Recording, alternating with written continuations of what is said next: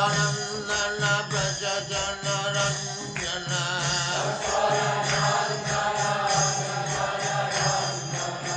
जमुना तीर वनचारी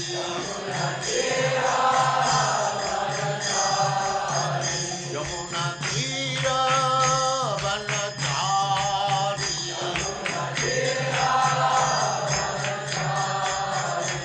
जय राधा माधव कुंज बिहारी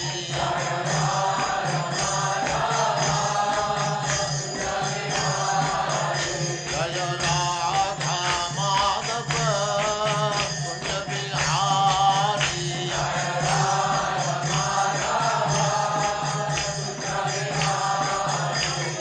गोपी जन वल्लभ गिरिवरधारी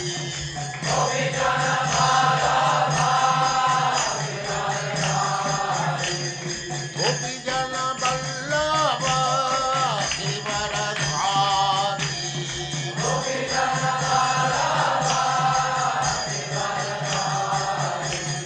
यशोदनन्दन व्रज जनरञ्जन यशोदनन्दन व्रज जनरञ्जन यमुना तीर वनचारी जय राधा माधव कुंज बिहारी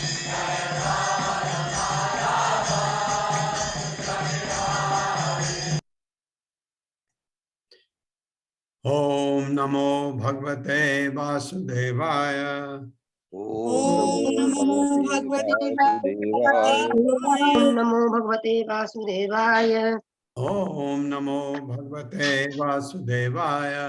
ओम नमो भगवते वासुदेवाय। ओम नमो भगवते वासुदेवाय। ओम नमो भगवते वासुदेवाय। नारायणं नमस्कृत्य नारायणं नमस्कृत्य नरं चैव नरोत्तमं नरं चैव नरोत्तमं देवीं सरस्वतीं व्यासं देवीं सरस्वतीं व्यासं ततो जयमुदीरयेत्। ततो जयमुदीरयेत्। नष्टप्रायेषु अभद्रेषु नष्टप्रायेषु अभद्रेषु नित्यं भागवत सेवया नित्यं भागवत सेवया भगवते उत्तम श्लोके भगवते उत्तम श्लोके भक्तिर्भवति नैष्ठिकी। भक्तिर्भवति नैष्ठिकी। हरे कृष्ण। आप सबका स्वागत है। हरे कृष्ण प्रभु जी, दंडवत प्रणाम। स्थिरं सुखं च आसनम् आस्थितो यते यदा जिहासुर इमं अंगलोकम् काले च देशे च मनो न सज्जयेत् प्राणान् यच्छेन् मनसा जितासु। स्थिरं सुखं च आसनम् आस्थितो यते या यते कुछ भी पढ़ सकते हैं। यदा जिहासुर इमं अंगलोकम काले च देशे च मनो न सज्जयेत् प्राणान् यच्छेन् मनसा जितासु। मेरे साथ पढ़िए। स्थिरं सुखं च आसनं आस्थितो यते स्थिरं सुखं चासनं आस्थितो यति यदा जिहासुर इमं अंगलोकम यदा जिहासुरमंगलोकं काले च देशे च मनो न सज्जयेत् काले च देशे च मनो सज्जेत प्राणान् यच्छेन् मनसा जितासु। प्राणान्यच्छेन् मनसा जितासु। स्थिरं सुखं च आसनं आस्थितो यते स्थिरं सुखं चासनं आस्थितो यति यदा जिहासुर इमं अंगलोकम्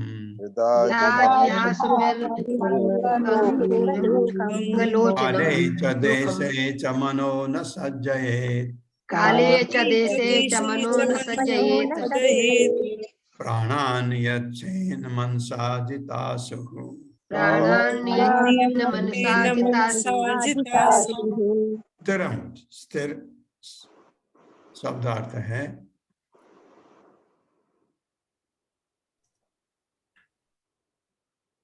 सुखम, आरामदेह, च भी आसनम, बैठने का आसन, आस्थितः स्थिर होकर, यति साधु, यदा जब भी, जिहासु त्यागना चाहता है, इमम इसे, अंग हे राजा, लोकम शरीर को, काले समय में, च तथा देशे उचित स्थान में, च भी मना मन न नहीं सज्जित उद्विग्न न हो, प्राणान प्राणों को नियत से बस में करे, मनसा मन से, जित असु प्राणवायु को जीत कर।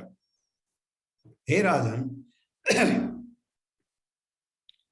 जब भी, हे राजन, ये कह रहे हैं सुखदेव गोस्वामी परीक्षित महाराज को, जब भी योगी इस मानव लोक को छोड़ने की इच्छा करे, पहले ऐसा होता था, तो वह उचित काल या स्थान की तनिक भी इच्छा न करते हुए सुविधा पूर्वक अविचल भाव से आसन लगा ले और प्राणवायु को नियमित करके मन द्वारा अपने इंद्रियों को बस में करे।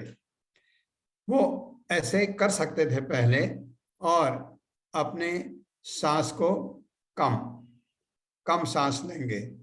जैसे सांस अगर कम लेंगे तो उनकी सांसें बच जाएंगी, उम्र बढ़ जाएगी। तो वो अपने को ऐसे टाइम पर शरीर को त्याग सकते हैं जब सूर्य उत्तरायण में हो, शुक्ल पक्ष हो, दिन का समय हो, तो वो फिर इस भौतिक जगत में वापस नहीं आते, ऐसा कहा जाता था। तो ये कह रहे हैं, हे राजन, जब भी योगी इस मानव लोक को छोड़ने की इच्छा करे, तो उचित काल या स्थान की तनिक भी इच्छा न करते हुए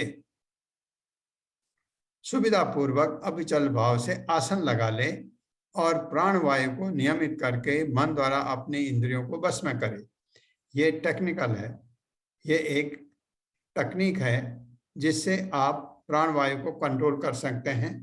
ये हम लोगों के बस का अब नहीं है, लेकिन जो अष्टांग योग करते हैं वो ये उसमें इसको संभव हो सकता है, बट ये बहुत कठिन है ऐसा करना। मेरे साथ पढ़िए, हे राजन, हे राजन, जब भी योगी इस मानव लोक को छोड़ने की इच्छा करे, इस मानव लोक को छोड़ने की इच्छा करे, तो वह उचित काल या स्थान की तनिक भी इच्छा न करते हुए, यानी वो जहां भी हो, जिस समय भी हो, कभी भी शुरू कर सकता है। सुविधा पूर्वक अविचल भाव से आसन लगा ले और प्राणवायु को नियमित करके मन द्वारा अपनी इंद्रियों को बस में करे।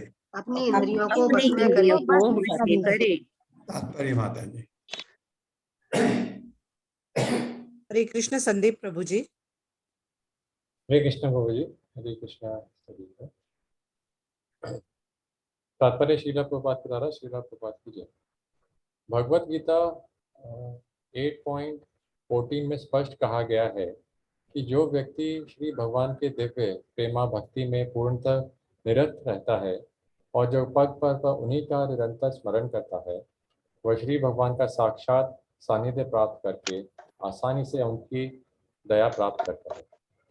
ऐसे भक्तों को वर्तमान शरीर त्याग के लिए उपयुक्त समय ढूंढने की आवश्यकता नहीं होती, किंतु जो मिश्रित भक्त हैं और सकाम कर्म या ज्ञान में मिले हुए हैं, उन्हें शरीर का त्याग करने के लिए उपयुक्त क्षण की अपेक्षा रहती है।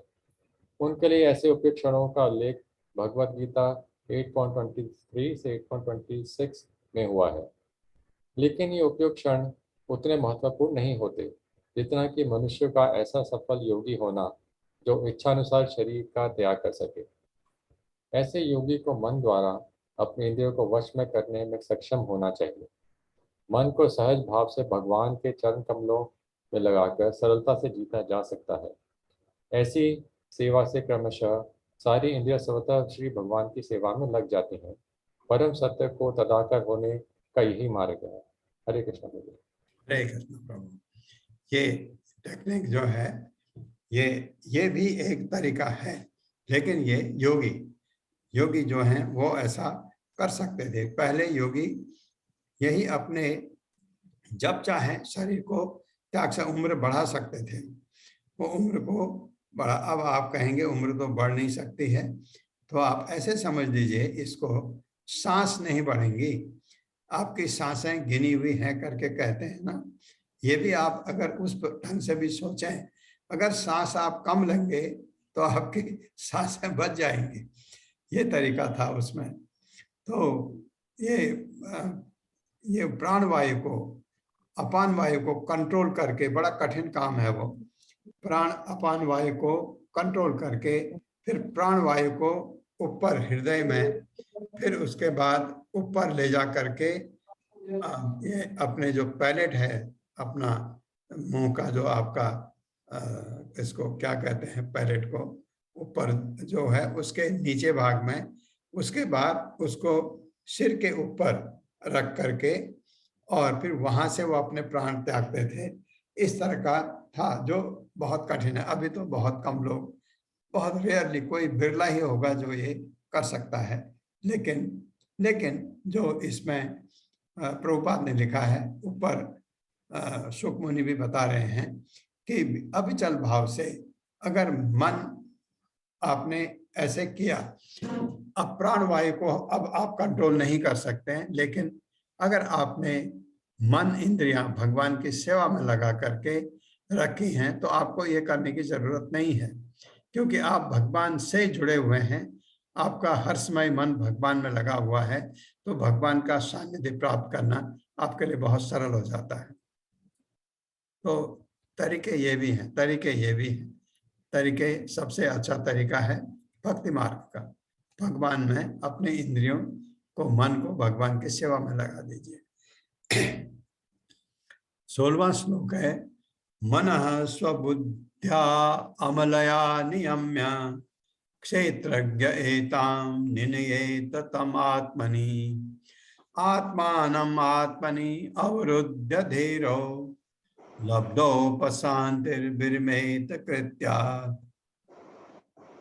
मनः स्वबुद्ध्या अमलया नियम्य क्षेत्रज्ञ एतां निनयेत तम आत्मनि आत्मानम् आत्मनि अवरुद्ध्य धीरो लब्धोपशान्तिर्विरमेत कृत्यात्।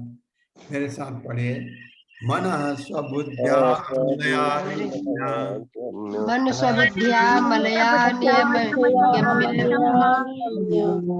क्षेत्रज्ञ एतां निनयेत तमात्मनि क्षेत्रज्ञेतां नियम्येत तमात्मनि आत्मानम् आत्मनि अवरुद्ध्य धीरो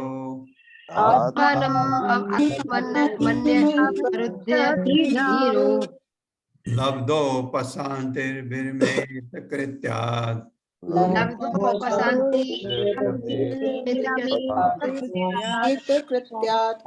मनः स्वबुद्ध्या अमलया नियम्य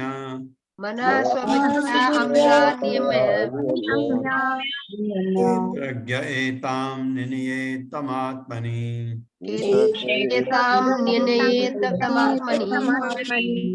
आत्मानम् आत्मनि अवरुद्ध्य धीरो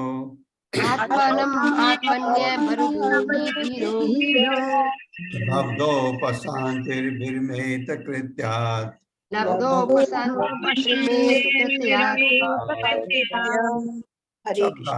मनः मन को स्वबुद्ध्या अपनी बुद्धि से अमलया विशुद्ध नियमित करके क्षेत्रज्ञ जीव को एताम ये सब निनियेत विलीन करे, तम उसको, आत्मनि आत्मा में, आत्मानम आत्मा को, आत्मनि परम आत्मा में, अवरुद्ध बंद कर, धीर पूर्ण रूप से तुष्ट, लब्ध उपशांति ही जिसने पूर्ण आनंद प्राप्त कर लिया है, विरमित विराम लेता है कृत्यात अन्य कृत्यों से। तत्पश्चात योगी को चाहिए कि वह अपनी विशुद्ध बुद्धि के द्वारा अपने मन को जीवात्मा में तदाकार करे, फिर जीवात्मा को परम आत्मा में विलीन कर दे। ऐसा करने के बाद पूर्णतया तुष्ट जीव तुष्ट की चरम अवस्था को प्राप्त होता है, जिससे वह अन्य सारे कार्यकलाप बंद कर देता है। अपने बुद्धि के द्वारा क्या करें, अपने मन को कहाँ मिला दें, अपनी आत्मा में, और आत्मा को परमात्मा में विलीन कर दे। बस हो गया, खत्म, कुछ करने की जरूरत नहीं। ऐसा करने के बाद पूर्णतया तुष्ट जीव तुष्ट की चरम अवस्था को प्राप्त करता है, फिर उसको कुछ करने की आवश्यकता नहीं, जिससे वह अन्य सारे कार्यकलाप बंद कर देता है। मेरे साथ पढ़िए। तत्पश्चात योगी को चाहिए कि वह अपनी विशुद्ध बुद्धि के द्वारा अपने मन को जीवात्मा में तदाकार करे, फिर जीवात्मा को परम आत्मा में विलीन कर दे। ऐसा करने के बाद पूर्णतया तुष्ट जीव तुष्ट की चरम अवस्था को प्राप्त होता है, जिससे वह अन्य सारे कार्यकलाप बंद कर देता है। लेकिन एक चीज आप ध्यान रखिए, ये हमारे लिए ये करना कठिन क्यों है? कि उसकी हमारी बुद्धि विशुद्ध है ही नहीं। कब बुद्धि आपकी विशुद्ध कब होगी? जब अंदर का कचरा निकलेगा हृदय से, काम क्रोध लोभ मोह मद मत्सर्य बाहर निकला, तो उसके बाद की अवस्था है ये। तब आप ऐसे योगी बनते हैं जिसकी बुद्धि शुद्ध होती है। तो आप कर सकते हैं तब ऐसा, मन को अपनी आत्मा में और आत्मा को परमात्मा में विलीन कर दिया, भगवान में लीन हो गए आप। ये तात्पर्य माता जी। हरे कृष्णा। सरिता तनपुरे माता जी। हरे कृष्णा माता जी। माता जी प्लीज हैंड डाउन कर दीजिए। हाँ, हरे कृष्णा प्रभु जी। हरे कृष्णा माता जी। पढ़िए। तात्पर्य श्रील प्रभुपाद द्वारा। श्रील प्रभुपाद जी की जय। मन के कार्य है सोचना, अनुभव करना और इच्छा करना। जब मन भौतिकवादी होता है या भौतिक संसर्ग में लीन रहता है, तो वह ज्ञान की भौतिक उन्नति के लिए कार्य करता है, जिसकी हरे कृष्णा ऊपर से पढ़िए। हाँ, जिसकी चरम परिणति नाभकीय अस्त्रों की खोज में होती है। किंतु जब मन आध्यात्मिक संवेग के अंतर्गत कार्य करता है, तो वह जीवन में पूर्ण आनंद तथा नित्यता के लिए अपने घर अर्थात परम धाम वापस जाने के लिए आश्चर्यजनक ढंग से काम करता है। अतः मन को उत्तम तथा विशुद्ध बुद्धि द्वारा सुनियोजित किया जाना चाहिए। परिपूर्ण बुद्धि भगवान की सेवा करने के निमित्त होती है। मनुष्य को इतना समझ लेना चाहिए कि जीव समस्त परिस्थितियों का दास है। प्रत्येक जीव इच्छा, क्रोध, वासना, भ्रम, पागलपन तथा ईर्ष्या के आदेशानुसार सेवा करते हैं, और यह सब की सब भौतिकता से प्रभावित है। किंतु इन समस्त संवेगों के आदेशों का पालन करने हेतु वह निरंतर दुखी रहता है। जब वह वास्तव में इसका अनुभव करता है, तो सही स्तोत्रों से इसकी खोज करने के लिए अपनी बुद्धि दौड़ाता है तो उसे भगवान की दिव्य प्रेमा भक्ति का पता लगता है। तब बुद्धि शरीर के उपयुक्त रसों की भौतिकता की दृष्टि से सेवा न करके भौतिकवादी मनोवृत्ति से दुखद भ्रम से मुक्त हो जाता है और इस प्रकार मन विशुद्ध बुद्धि से भगवान की सेवा में लग जाता है। भगवान एवं उनकी सेवा परम धरातल पर होने के कारण अभिन्न है, अतएव अमिश्रित बुद्धि तथा मन भगवान में तदाकार हो जाते हैं और इस तरह जीव प्रत्यक्षता देख लिया जाता है कि वह अपनी इच्छानुसार जीव को आदेशित करता है और जब जीव उनके आदेशों को पूर्णतः पालन करने लगता है तो जीव अपनी भ्रामक तुष्टि के लिए अन्य कार्य करना बंद कर देता है। जीव अपनी शुद्ध अवस्था में पूर्ण आनंद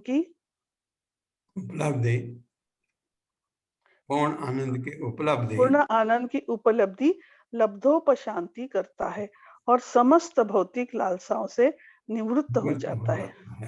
धन्यवाद प्रभु जी। हरे कृष्ण। ये प्रभुपाद ने समझाया भी है कि हम में इतनी इच्छाएं, हमारे इतना काम क्रोध लोभ यह हम में रहता है, इससे हम बड़े दुखी रहते हैं।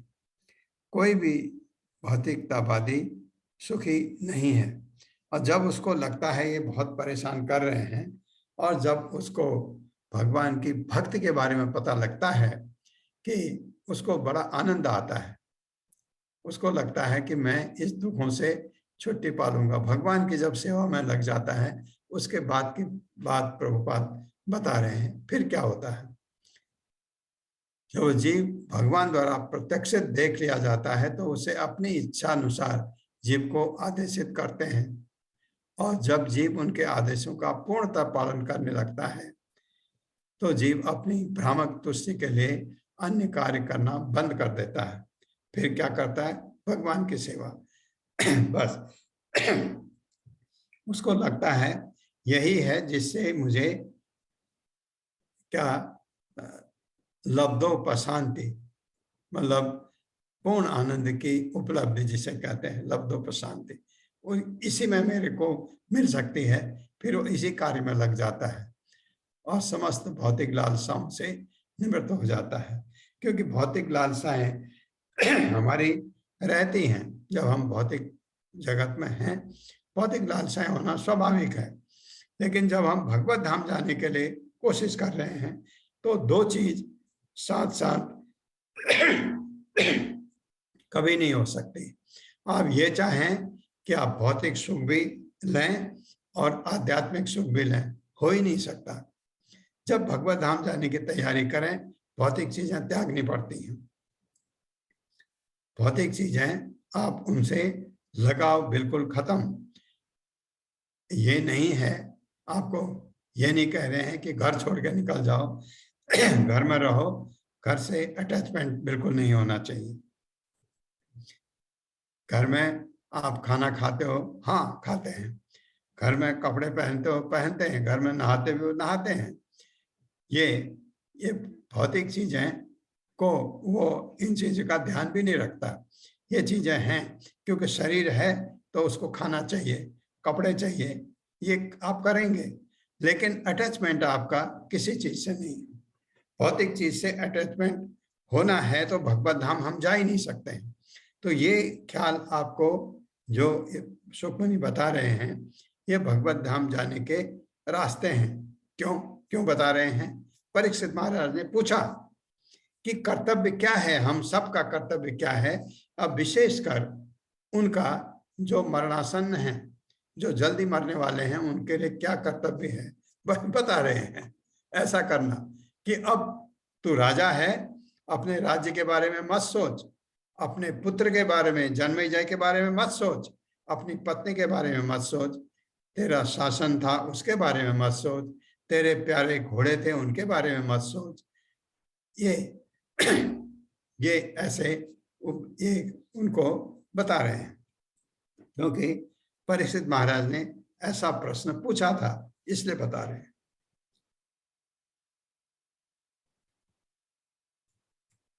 17वां श्लोक है।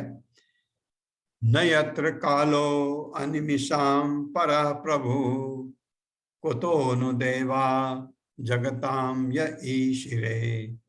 न यत्र सत्वं न रजस्तमश्च न वै विकारो न महान् प्रधानम्।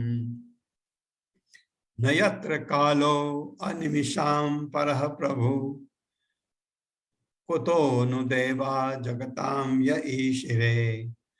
न यत्र सत्वं न रजस्तमश्च न वै विकारो न महान् प्रधानम्। मेरे साथ पढ़िए। न यत्र कालो अनिमिषां परः प्रभु यत्र कालो अनिमिषां प्रभु कुतो नु देवा जगतां य ईशिरे। न देवा ईशिरे। न यत्र सत्वं न रजस्तमश्च स्वर करना है, फिर सीखिए ना। लाइट जला दूं? न वै विकारो न महान् और प्रधानम्। सोना है आपको भी?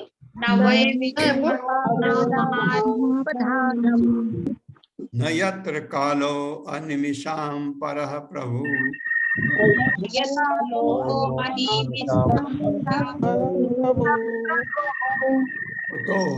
कुतो नु देवा जगतां य ईशिरे।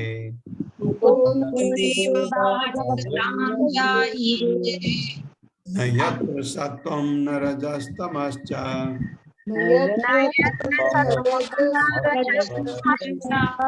न वै विकारो न महान् प्रधानम्।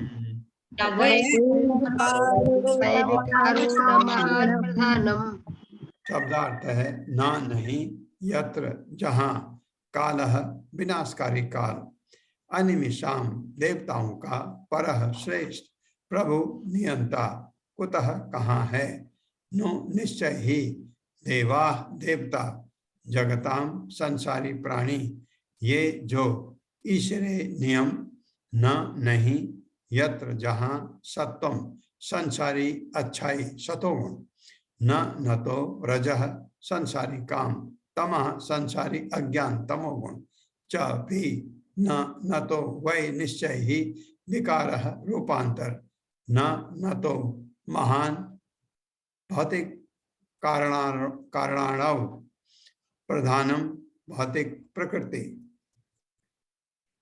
भावार्थ है उस लब्धोपशांति,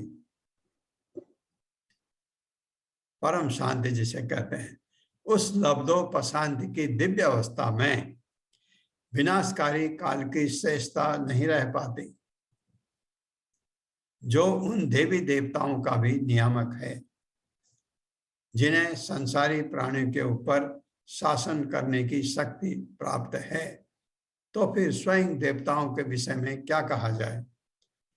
इस अवस्था में न तो सतोगुण, रजोगुण या तमोगुण रहते हैं, नहीं मिथ्या अहंकार, भौतिक कारणाणव अथवा न भौतिक प्रकृति ही रह पाती है।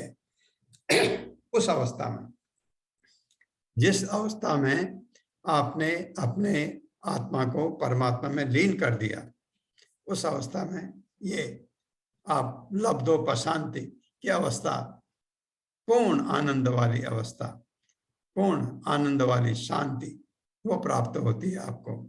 मेरे साथ पढ़िए। उस लब्धोपशांति की दिव्य अवस्था में,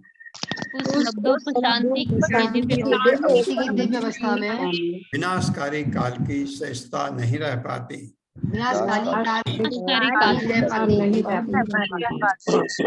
जो उन देवी देवताओं का भी नियामक है,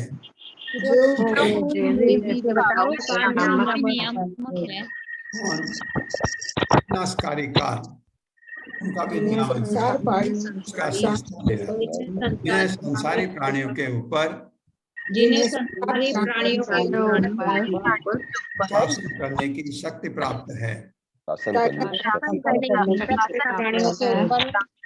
करने की शक्ति प्राप्त है। तो फिर स्वयं देवताओं के विषय में क्या कहा जाए।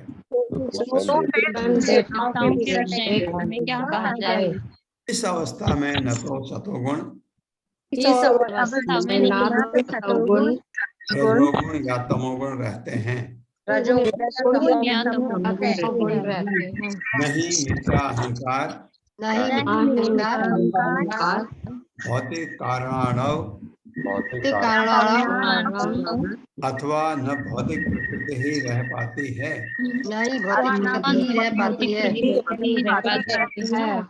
ये सब छूट जाता है।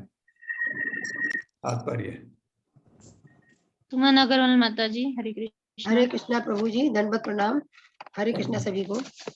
तात्पर्य श्रील प्रभुपाद जी की जय। श्रील प्रभुपाद जी के द्वारा विनाशकारी काल जो भूत वर्तमान तथा भविष्य के रूप में स्वर्गस्थ देवताओं को भी नियंत्रित करता है, आध्यात्मिक धरातल पर अपना प्रभाव नहीं दिखा पाता। काल का प्रभाव जन्म, मृत्यु, जरा तथा व्याधि के रूप में प्रकट होता है। ये चारों नियम भौतिक ब्रह्मांड के किसी भी भाग में ब्रह्मलोक तक, जहाँ लोगों की आयु अत्याधिक है, सर्वत्र पाए जाते हैं। दुर्जय काल ब्रह्मा तक की मृत्यु का कारण बनता है। तो इंद्र, चंद्र, सूर्य, वायु तथा वरुण जैसे अन्य देवताओं के विषय में क्या कहा जाए। विभिन्न देवताओं द्वारा संसारी प्राणियों पर निक्षिप्त ज्योतिष प्रभाव भी स्पष्ट रूप से अनुपस्थित रहता है। भौतिक जगत में सारे जीव शैतान से भयभीत रहते हैं, किंतु दिव्य पद पर स्थित भक्त को ऐसा भय नहीं रहता। सारे जीव प्राकृतिक विभिन्न गुणों के प्रभाव से विभिन्न रूपों तथा सतो, रजो तथा तमो गुणों से परे होता है। इस प्रकार मैं जहाँ तक जा सकता हूँ उसका स्वामी हूँ। यह मिथ्या अहंकार वहां नहीं उठ पाता। भौतिक जगत में प्रकृति के ऊपर प्रभुता दिखाने का मिथ्या अहंकार प्रज्वलित अग्नि में पतंगों के गिरने के समान है। पतंगा अग्नि के दीप्तिमान सौंदर्य पर मोहित होता है, किंतु जब वह इसका भोग करने चलता है तो अग्नि उसे जलाकर राख कर देती है। दिव्य स्थिति में जीव की चेतना शुद्ध होती है, अतः प्रकृति पर प्रभुता जताने का उसमें मिथ्या अहंकार नहीं रहता। प्रत्युत उसकी शुद्ध चेतना उसे परमेश्वर की शरण में जाने के लिए निर्देशित करती है। जैसा कि भगवत गीता 7.19 में कहा गया है, वासुदेव सर्वमिति सा महात्मा सुदुर्लभ। इसे संकेत मिलता है कि दिव्य स्थिति में ना तो भौतिक सृष्टि रहती है, ना ही भौतिक प्रकृति के लिए कारण रहता है। उपयुक्त परिस्थिति दिव्य धरातल पर वास्तविक है, किंतु यह योगी भी की शुद्ध चेतना की उच्च अवस्था में प्रकट होती है। ऐसे योगी दो प्रकार के होते हैं, निर्विशेषवादी तथा भक्त।